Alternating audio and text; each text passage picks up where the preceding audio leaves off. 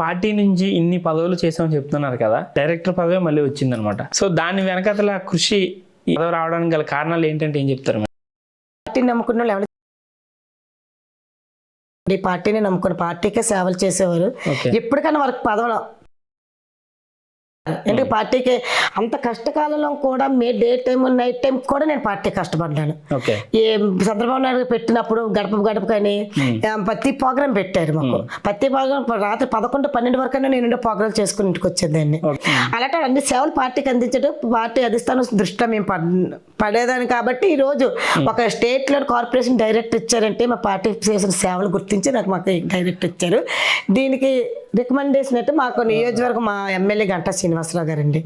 అతను వచ్చిన తర్వాత ఫస్ట్ పేరు నాకు ఫస్ట్ నామినేట్ పోస్టులు రావడం ఫస్ట్ నా పేరు ఇచ్చారు గంటా శ్రీనివాసరావు గారు.